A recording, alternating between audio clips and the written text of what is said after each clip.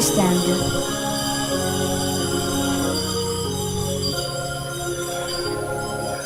Let the hearts that seek the Lord rejoice. Turn to the Lord and His strength. Constantly seek His face. In the name of the Father, the Son, and the Holy Spirit, Amen.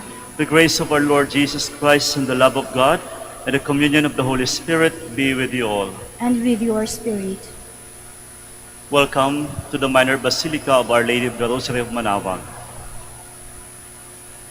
My dear friends, let us acknowledge our sins and once again ask the Lord for pardon and strength. You were sent to heal the contrite of heart. Lord, have mercy. Lord, have mercy. You came to call sinners. Christ, have mercy. Christ, have mercy. You are seated at the right hand of the Father to intercede for us. Lord, have mercy. Lord, have mercy. May Almighty God have mercy on us, forgive us our sins, and bring us to everlasting life. Amen.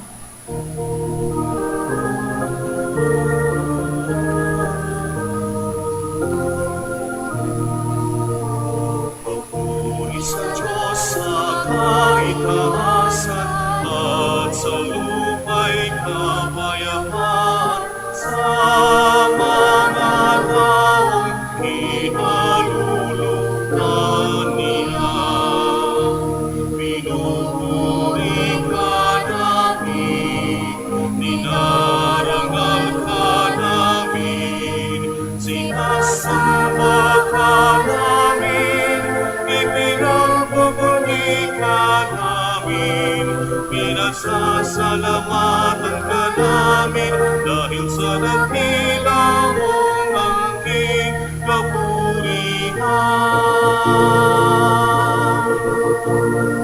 Panginoong Diyos, Hari ng langit, Diyos amang makapangyarihan sa lahat. Panginoong Jesucristo, buong na anak, Panginoong Diyos, Cordero ng Diyos, anak ng Ama. Ikaw na nag-aalis ng mga kasalanan ng sanlibutan. Maawa ka sa amin. Ikaw na nag-aalis ng mga kasalanan ng sanlibutan. Tanggapin mo ang aming kahilingan. Ikaw na naluluklok sa kanan ng Ama, maawa ka sa amin.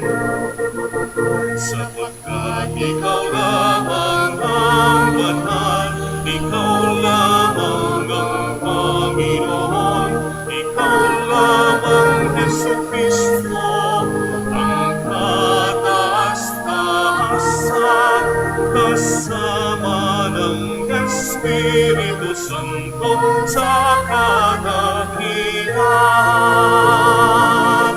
ng Diyos Ama.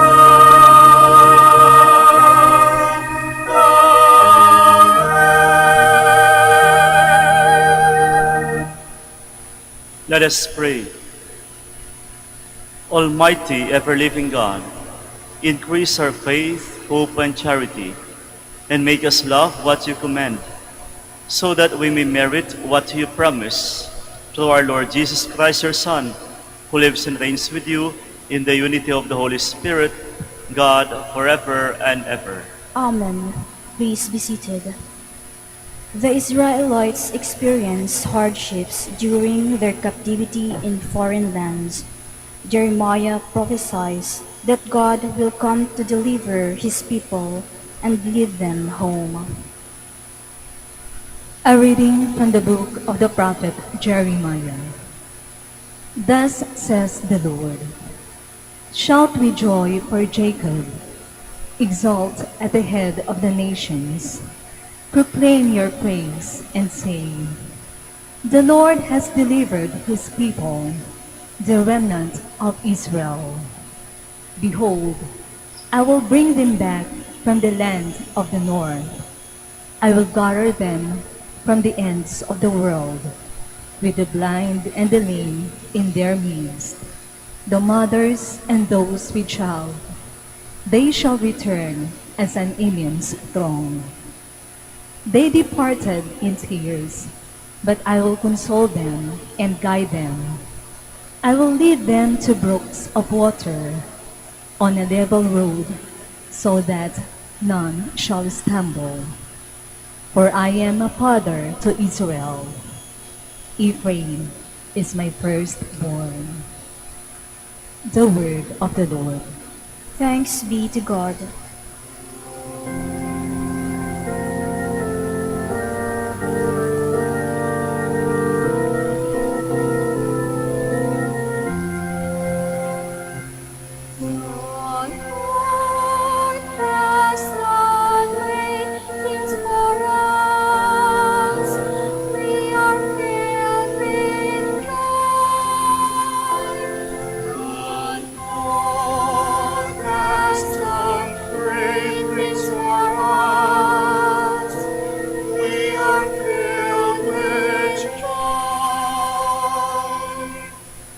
When the Lord brought back the captives of Zion, we were like men dreaming.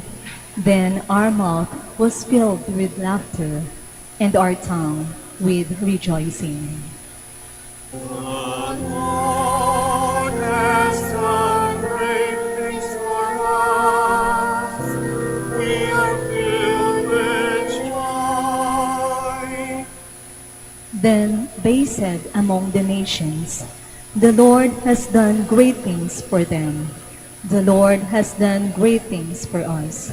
We are glad indeed.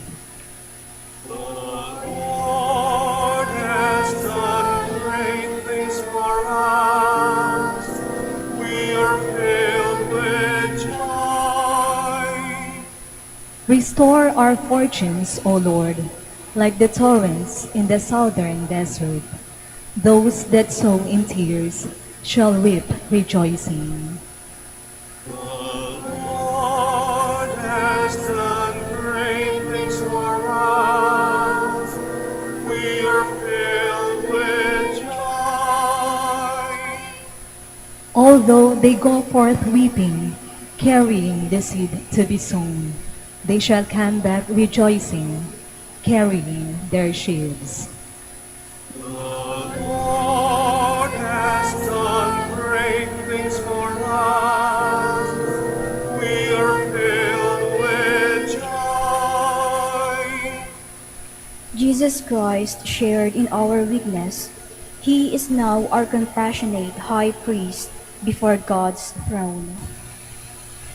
A reading from the letter to the Hebrews. Brothers and sisters, every high priest is taken from among men and made their representative before God to offer gifts and sacrifices for sins. He is able to deal patiently with the ignorant and erring, for he himself is beset by weakness, and so, for this reason, must make sin offerings for himself, as well as for the people.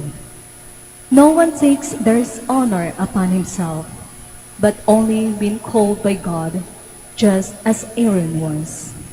In the same way, it was not Christ who glorified himself in becoming high priest, but rather the one who said to him, "You are my son. This day I have begotten you." Just as he says in another place, "You are a priest forever, according to the order of Melchizedek." The word of the Lord. Thanks be to God. Please stand.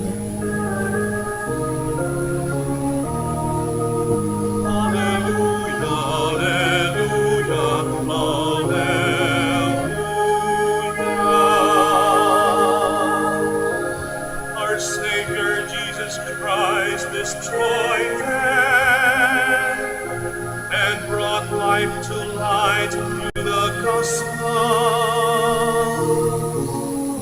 Alleluia, alleluia, alleluia.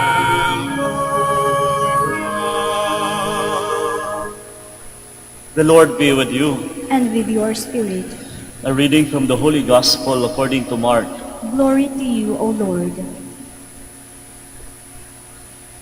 As Jesus was leaving Jericho with his disciples and a sizable crowd, Bartimaeus, a blind man, the son of Timaeus, sat by the roadside begging. On hearing that it was Jesus of Nazareth, he began to cry out and say, "Jesus, Son of David, have pity on me." And many rebuked him, telling him to be silent. But he kept calling out all the more, "Son of David, have pity on me." Jesus stopped and said, "Call him." So they called the blind man, saying to him, "Take courage, get up, and Jesus is calling you." He threw aside his cloak, sprang up, and came to Jesus. And Jesus said to him in reply, "What do you want me to do for you?" The blind man replied to him, "Master, I want to see." And Jesus told him, "Go your way, your faith has saved you." And immediately he received his sight and followed him on the way. My dear friends, the Gospel of the Lord. Praise to you, Lord Jesus Christ. Please be seated. Yung kwento po natin ngayon ay tungkol sa personang si Bartimaeus. Siya po yung nilalaman sa kwento. Medyo kaawa-awa itong si Bartimaeus sapagkat hindi lang siya pulubi. Yung tipong pulubi na nga, bulag pa. Talagang walang-wala. Kita mo yung sitwasyon ng buhay niya. At mas kinawawa pa kasi nung siya sumisigaw, nagmamakaawa kay Jesus, "Panginoon, Panginoon," mas kinawawa pa ng mga tao, "Shh, tumahimik ka. Pulubi na, bulag pa, ayaw pang pasilatain." Kaya nga naman kita mo yung sinusimbolo ng personang ito, hindi lang nakakaawa, hindi lang walang-wala, talagang nakakaawa pa. Masasabi ko mga kapatid na si Bartimaeus sa kwento natin sa ating ebanghelyo ay maaari nating maging simbolo bilang mga Katoliko. Hindi sa pagiging pulubi, hindi sa pagiging bulag, hindi sa pagiging kaawa-awa. Ang nais kong iparating, siya actually ay simbolo ng pagiging Katoliko. Saan? Sa buhay panalangin nating mga Katoliko. Kasi kung titignan natin yung kwentong ito, si Bartimaeus ay tila bagang nagdadasal, lumalapit sa Panginoon. Siya'y nananalangin, humihingi ng tulong. Ganun tayo mga Katoliko Di ba? Sabi nila kapag Katoliko ka, madalas nananalangin, nagdadasal tayo. Kita nyo naman, di ba? Nung movement day dito sa Manaoag, nakakatuwa.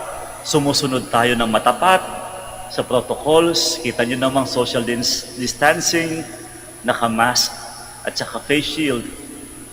Makapasok lang ng simbahan, makapagdasal lang dahil humihingi tayo ng tulong. Ang nais kong sabihin na bakit tugmang-tugma si Bartimaeus sa ating mga Katoliko sapagkat kita mo, ang unang pinakita sa Ebanghelyo, ang nais ipaalala sa ating lahat upang maging modelo ng ating buhay panalangin ay yung taong nangangailangan, nagdadasal, humihingi ng tulong dahil alam niya na siya'y walang-wala. Ito yung nais ipaalala sa ating lahat. Sa buhay panalangin, alam ko lahat tayo humihingi. Oo, nandun yung pasasalamat. Pero kung titingnan natin yung ending lagi ng ating pananalangin, laging nagtatapos sa paghingi. Kahit mismo kanina sa panalangin ko, ano sinabi ko? We ask all this, humihingi. Ngayon ang tanong, napakaganda ng pinapaalala sa atin ng kwento. Si Bartimeus, humihingi. Nagsisimamo. Dahil alam niya siya'y walang-wala. At yan ay isang karakter ng buhay panalangin. Ang taong nananalangin ng taimtim ay yung taong alam niya, nire-recognize niya na siya'y walang-wala. Totoo nga naman bukod tanging ang taong walang-wala ang siyang lamang nagdadasal. Kaya nakakalungkot minsan may mga taong hindi nagdadasal. Bakit nagdadasal? Siguro alam nila hindi nila kailangan ng Diyos. Or marahil alam nila sila'y sagana sa buhay. Pa yung mga taong mataimtim na pumupunta ng simbahan, lumalapit sa ating mahal na inang si Maria, katulad na natin na nagtatipon-tipon ngayon, nandito tayo dahil alam natin na tayo'y walang-wala. Ang buhay panalangin ay buhay ng pagpapakumbaba. Lumuluhod tayo. At very Catholic ang pagluhod. May mga taong sinasabi nilang, anyway, nananalangin naman ako, gabi-gabi ako nagdadasal. Kita mo, pagdadasal na nga lang, nakahiga pa. Pero ang Katoliko, sa buhay panalangin, dapat hindi lang nakatayo, hindi lang nakaupo, nakaluhod. Ano ang pinaparating nito? Ibig sabihin yung buhay panalangin natin ay isang buhay ng pagpapakumbaba. Kinakailangan mong akuin muna ang pagiging walang-wala mo. Akuin muna ang kasalanan mo. Kaya paano tayo nagsimula kanina? I confess. Kaya sabi ko, let us call to mind our sins. Isipin muna natin ang ating mga kasalanan, ang pagiging makasalanan. It's all about owning our own sinfulness, owning our own limitations. And after we do that, we kneel down. Lumuluhod tayo, nananalangin. Kaya magandang paalala sa atin, kumusta ba ang buhay panalangin ko? Baka naman ang buhay panalangin natin ay isang buhay lamang ng hingi ng hingi. Teka, pinapaalala sa linggong ito na ang buhay panalangin ay dapat magsisimula sa pag-ako ng pagiging makasalanan at pag-ako ng pagiging walang-wala. Buhay ng pagpapakumbaba.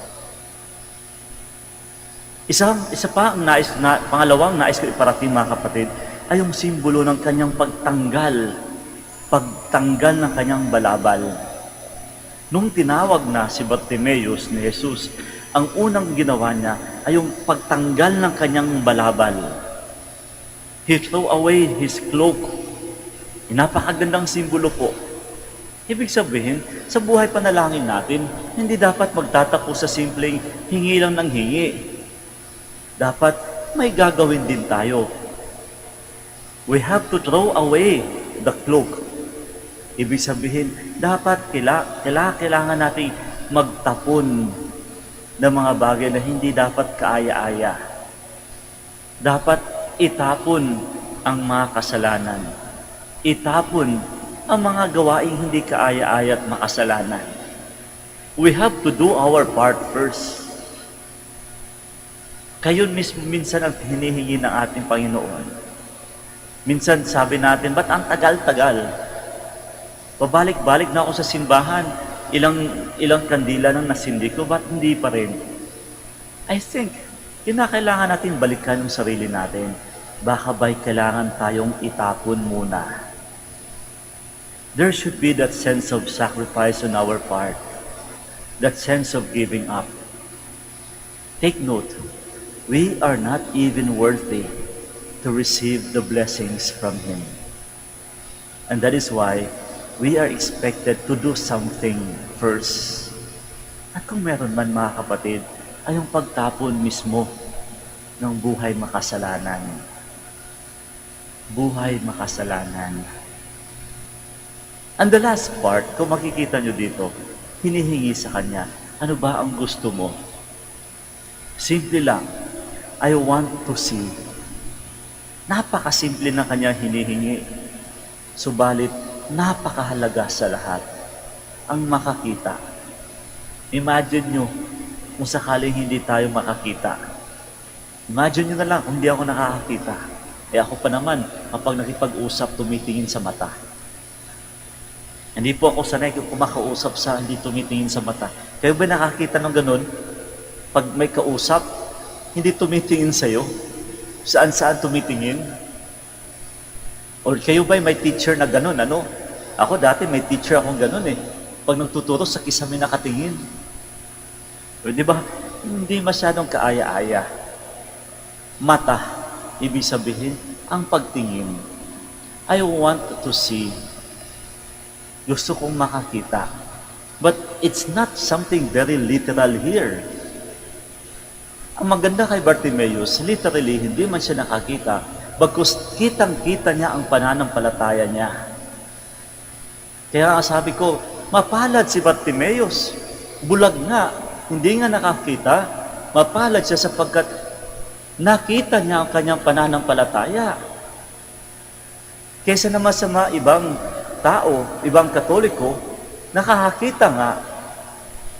Maski kasalanan ng iba, kitang-kita, pero hindi nakikita ang pananampalataya. Kaya magandang paalala din sa atin, kumusta ba ang ating pananampalataya? Ano ba ang nakikita ng ating pananampalataya? Alam ko, ang mga tao, tayong lahat, ay mahilig pumansin. Ako nga din eh. Pag nagdadasal ako, nasa loob ng simbahan, kapag may nakikita lang akong distractive, talagang mapapatingin ako. O diba, imagine nyo, habang tayo nag-uusap ngayon, biglang may tumayo dyan, mapapatingin ka talaga. Kaya nga minsan, alam ko, kahit yung kapitbahay natin, napapatingnan natin eh. Anong meron ng kapitbahay, anong ginagawa ng kapitbahay. Ang sa akin lang po, mga kapatid, sana po, wag nating hayaan na ang mas nakikita natin ay yung iba. Higit sa lahat, sana ang nakikita muna natin ay yung sarili natin. Lalong-lalo na ang buhay pananampalataya natin. Kumusta ba ang buhay panalangin ko? Ano ba ang nakikita mo sa buhay panalangin mo? Karapat-dapat ka ba? Mataimtim ba? O baka naman dahil nangangailangan lang? Pinapaalala sa atin ang kahalagahan ng pagtingin. I want to see. Sana po ang mas mangingibabaw sa ating pagtingin o sa ating mga nakikita ay ang kabutihan ng kapwa. Kahit nga po sa sarili natin eh. Minsan may mga nakikita ako, may nakikilala ako. Yung tipong hindi maganda ang buhay. Hindi maganda din as sense na lagi na lang may problema, bugnutin, masungit. Very negative ang vibe, kumbaga. Very negative ang disposition. Bakit may mga taong ganun? Masungit, lagi nakasimangot, so difficult to please, laging naiinggit, nagsiselos, very sensitive. Bakit? Rahil yung nakikita sa sarili ay yung mga negative. Kaya sana po, maganda simulan natin sa sarili natin. Maging positibo tayo. Positibo sa disposisyon. Huwag niyong hayaang tatanda kayong masungit. Kaya yung iba ay masungit na, or di kaya pangit na, masungit pa. Diyos ko, ano na lang? No. Positive. Magaan. Mapayapa. Ibig sabihin, ang nakikita ko sa sarili ko ay yung mga kabutihan. Huwag na huwag niyong hayaan na ang mangingibabaw sa inyong mga mata ay yung kahinaan ninyo. Dapat ng kabutihan. Kita mo si Bartimaeus eh. Oo, sa mata ng iba, siya'y pulubi, siya'y bulag, siya'y nasa tabi lang. Sa mata ng iba, siya'y nakakaawa. Sa mata ng iba, siya'y mababang mababa. O, kita mo siya, positive, sumisigaw, hindi nahihiya, sapagkat mas nangingibabaw sa kanyang paningin kung ano ang meron siya. At yun ay walang iba, kundi ang isang taong malakas ang pananampalataya. Kaya kahit dugyot siya tingnan, pero magaan, mapayapa. Kaya mga kapatid, wala sa yaman yan. Wala yan sa pagiging maraming pera at ano-ano pa. Ang mahalaga, ito, nakikita mo ang kapayapaan, peace of mind and peace of heart. Eh, di ba? Marami tayong nakikitang punong-puno nga sa yaman. Ito mo na yung buhay. Problemado, complicated. Public pa. Pinag-uusapan ng lahat. Simple way of life. Mapayapa. Magaan. Mapakumbaba. Tahimik. Mangyayari lamang yan kapag angat ang buhay panalangin. Angat ang pananampalataya at higit sa lahat, nananampalatayang alam mo ang iyong kahinaan at nananampalatayang umaako sa kasalanan at kahinaan. Mga kapatid, alam ko marami tayong panalangin. Ako po mismo, ang dami kong dasal kay Mama Mary. Tuwan-tuwa ako nung nandito ako. Almost every day, humihingi ako ng tulong sa Kanya. Mga kapatid, huwag tayong mawala ng pag-asa, okay? Huwag maging negative. Alam ko lahat tayo ngayon nananalangin na maging negative. Lord, please, huwag yung positive. Ang sinasabi ko po, sana ang mas mangingibabaw sa atin ay yung positibong damdamin, positibong ugali, at positibong puso at pananampalataya na kung saan mas angat ang Diyos at naniniwalang bukod tanging ang Diyos lamang ang nakakaalam kung kailan ibibigay sa atin ang ating mga panalangin. Mga kapatid, sige lang, luhod uli. Kung hindi man, sige lang, luhod pa, sige lang. Di bali na magkakaroon ng piso yan sa tuhod, sige lang, luhod pa. Sige lang, bili pa uli ng kandila, dasal lang. Alam ng Diyos yan.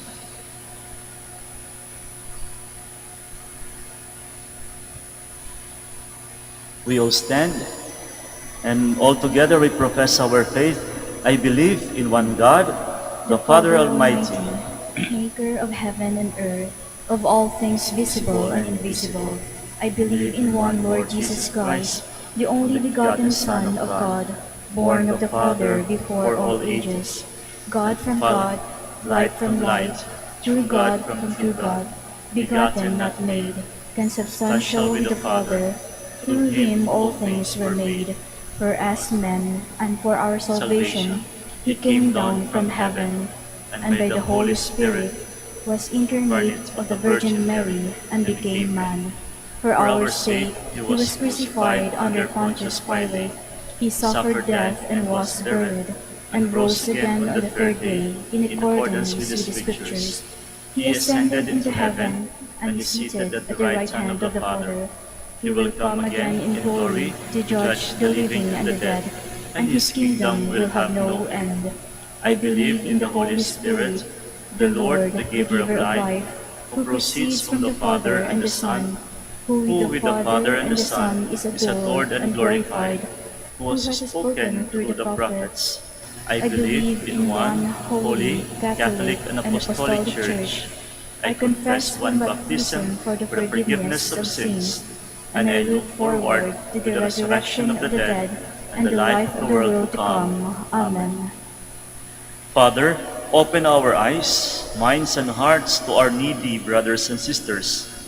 With faith and confidence we pray, Lord, hear our prayer. Lord, hear our prayer. Lord, show compassion to the leaders of your church and all missionaries throughout the world. Sustain them in their call to serve and not to be served. We pray. Lord, hear our prayer. Lord, show kindness to the rulers of nations and preserve them from insatiability and self-righteousness. We pray. Lord, hear our prayer. Lord, lead back all prisoners to the light of God's mercy and compassion through sincere and honest efforts of their families and communities who care and pray for them. We pray. Lord, hear our prayer. Lord, grant blessing and strength to all who actively work in the prison ministry and missionaries throughout the world. May they continue to be beacons of Christ's light to the people they minister to. We pray. Lord, hear our prayer. Lord, show your radiant face to those who have died and grant them the future resurrection. We pray. Lord, hear our prayer. Let us pray for the urgent concerns of our community and our personal intentions. In silence, once again we offer to God all our personal needs and intentions, seeking for the intercession of Our Lady of the Rosary of Manaoag.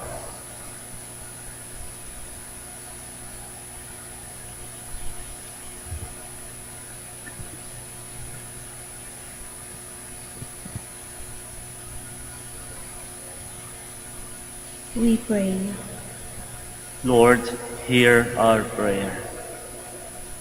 God our Father, merciful Judge, look upon us with your merciful eyes and listen to the cries of your people who are suffering with blindness and hardness of heart. We ask all this through Christ our Lord.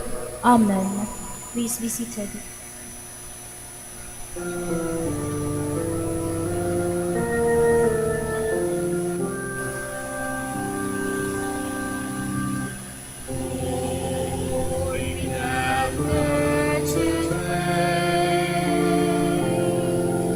In your house we kneel down and pray. We ask for your mercy as we open our hearts to receive your forgiveness, O Lord. As we offer this bread and as we bring you this wine, bless them, Lord Jesus, lead us now, give us life, send us your Spirit, the source of our lives, and together we will serve you with love. Please stand. Pray, may their friends, that my sacrifice and yours may be acceptable to God the Almighty Father. May the Lord accept the sacrifice at your hands for the praise and glory of his name, for our good and the good of all his holy church.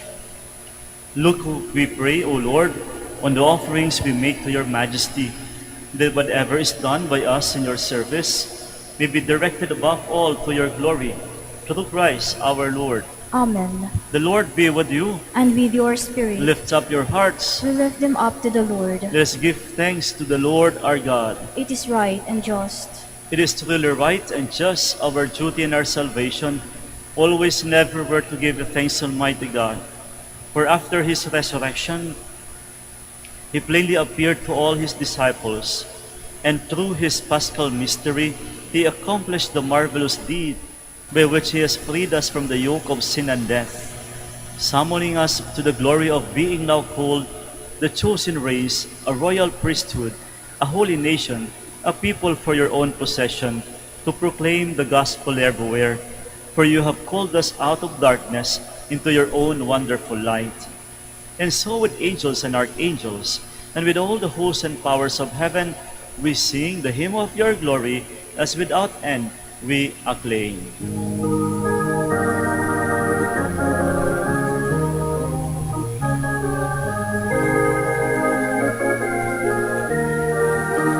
Santo, Santo, Santo, Panginoong Diyos ng mga hukbo. Napupuno ang langit at lupa ng kadakilaan mo. Hosana, Hosana sa kaitaasan,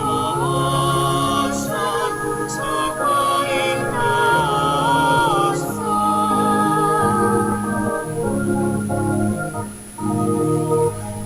pinagpalang na paririto sa ngalan ng Panginoon.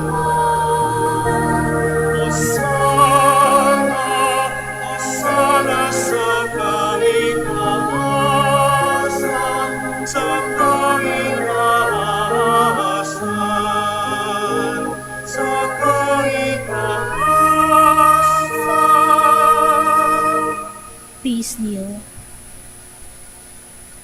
You are indeed holy, O Lord, the fount of all holiness. Make holy therefore these gifts, we pray, by sending down your Spirit upon them like the dewfall, so that they may become for us the body and blood of our Lord Jesus Christ. At the time he was betrayed and entered willingly into his passion, he took bread and giving thanks, he broke it, and gave it to his disciples, saying, Take this, all of you, and eat of it, for this is my body, which will be given up for you.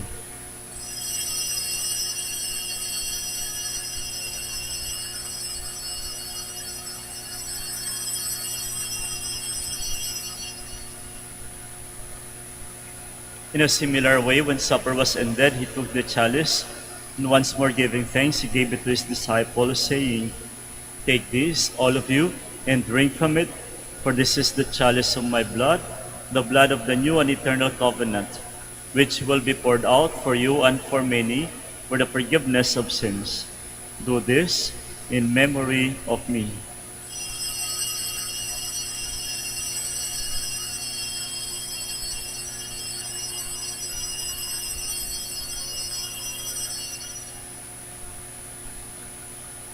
The mystery of faith. When we eat this bread and drink this cup, we proclaim your death, O Lord, until you come again. Therefore, as we celebrate the memorial of his death and resurrection, we offer you, Lord, the bread of life and the chalice of salvation, giving thanks that you have held us worthy to be in your presence and minister to you. Humbly we pray that partaking of the body and blood of Christ, we may be gathered into one by the Holy Spirit. Remember, Lord, your church spread throughout the world, and bring her to the fullness of charity, together with Francis our Pope, Socrates our Bishop, and all the clergy. Remember also our brothers and sisters who have fallen asleep, in the hope of rising again. Welcome them into your lights of your face. Have mercy on us all, we pray, that with the Blessed Virgin Mary, the Mother of God, Saint Joseph, her spouse, Saint Dominic, and with all the saints who have pleased you throughout the ages, we may merit to be co-heirs to eternal life, and may praise and glorify you through your Son, Jesus Christ. Through him, and with him, and in him, O God, Almighty Father, in the unity of the Holy Spirit, all glory and honor is yours, forever and ever. Amen, amen, amen,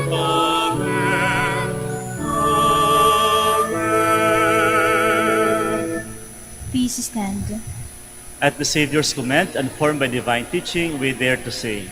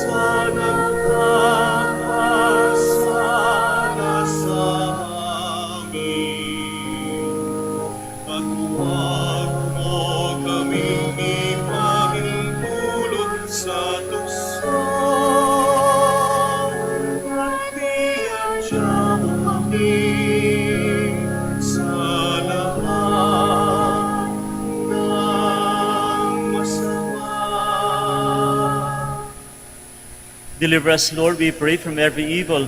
Graciously grant peace in our days, that by the help of your mercy we may be always free from sin, and safe from all distress as we await the blessed hope and the coming of our Savior Jesus Christ. For the kingdom, the power, and the glory are yours, now and forever. Lord Jesus Christ, who said to your apostles, "Peace I leave you, my peace I give you," look not on our sins, but on the faith of your church, and graciously grant her peace and unity in accordance with your will, who live and reign forever and ever. Amen. The peace of the Lord be with you always. And with your spirit. And now let us offer each other the sign of peace. Peace be with you all.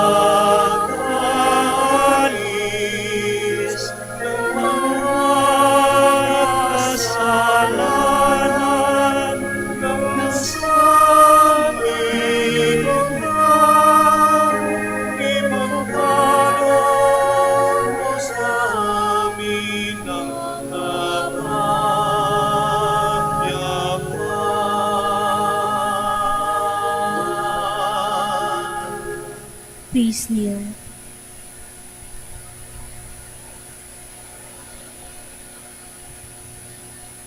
My dear friends, behold the Lamb of God. Behold him who takes away the sins of the world. Blessed are those called to the supper of the Lamb. Lord, I am not worthy that you should enter under my roof, but only say the word, and my soul shall be healed.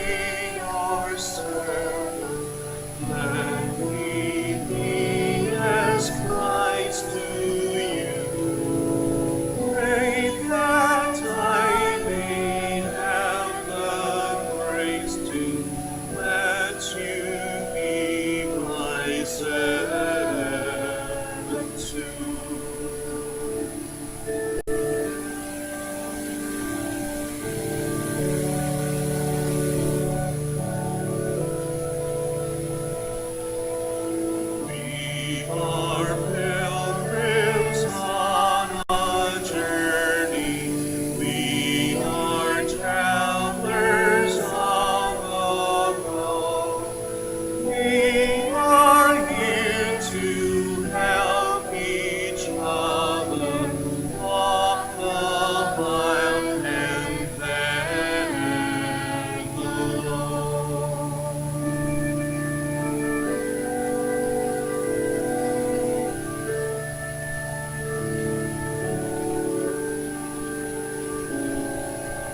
I will hold the Christ light for you in the night time of your fear.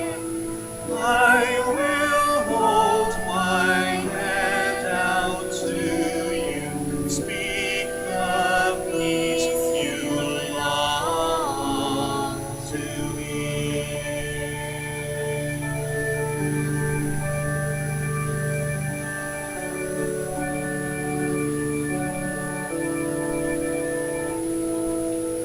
I will weep when you are weeping. When you laugh, I'll laugh with you.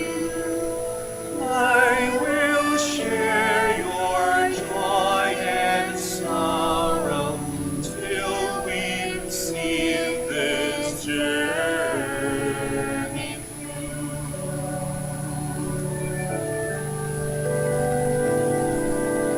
When we sing to God in heaven, we shall find such harmony. Born of all we've known together, of Christ's love and agony.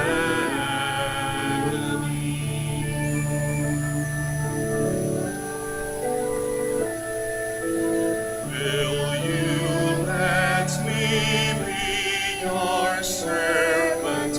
Let me be as Christ to you. Pray that I may have the grace to let you be my servant too.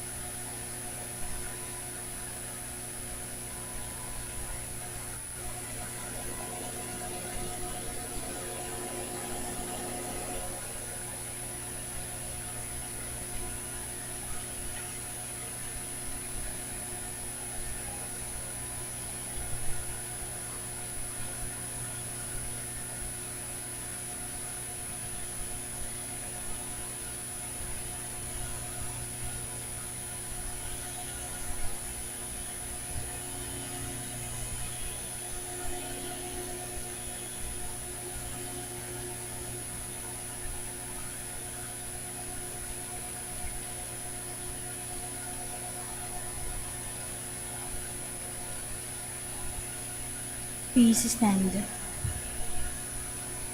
Let us pray. May your sacraments, O Lord, we pray, perfect in us what lies within them, that what we now celebrate in signs, we may one day possess in truth. Through Christ our Lord. Amen. Maraming salamat po sa inyong pakikiisa nitong ating banal na misa at sa mga sumasubaybay sa amin sa Facebook at YouTube. Makakaasa po kayo ng aming patuloy na panalangin sa bawat isa. The Lord be with you. And with your spirit. Bow down for the blessing. May Almighty God always keep every adversity far from you, and in His kindness pour out upon you the gifts of His blessing. Amen. May God keep your hearts attentive to His words, that they may be filled with everlasting gladness. Amen. And so, may you always understand what is good and right, and be found ever hastening along in the path of God's commands, made co-heirs with the citizens of heaven. Amen. And may the blessing of the Almighty God, the Father, the Son, and the Holy Spirit come down on you and remain with you forever. Amen. Our Mass is ended. We go in peace. Thanks be to God, We shall now do the blessing of the sick and the blessing of all your religious articles. Our help is in the name of the Lord. who made heaven and earth. God, our Almighty Father, by your blessing you give us strength and support in our frailty. Turn with kindness toward our sick brothers and sisters. Free them from all illness and restore them to good health through the intercession of Our Lady of the Rosary of Manaoag, so that in the sure knowledge of your goodness, we will gratefully bless your holy name. We ask this through Christ our Lord. Amen. In memory of the mysteries of the life, death, and resurrection of our Lord Jesus Christ, and to the honor and glory of the Blessed Virgin Mary, Our Lady of the Rosary of Manaoag, may these rosaries, candles, and all religious articles be blessed and made holy in the name of the Father, the Son, and the Holy Spirit. Amen. Amen.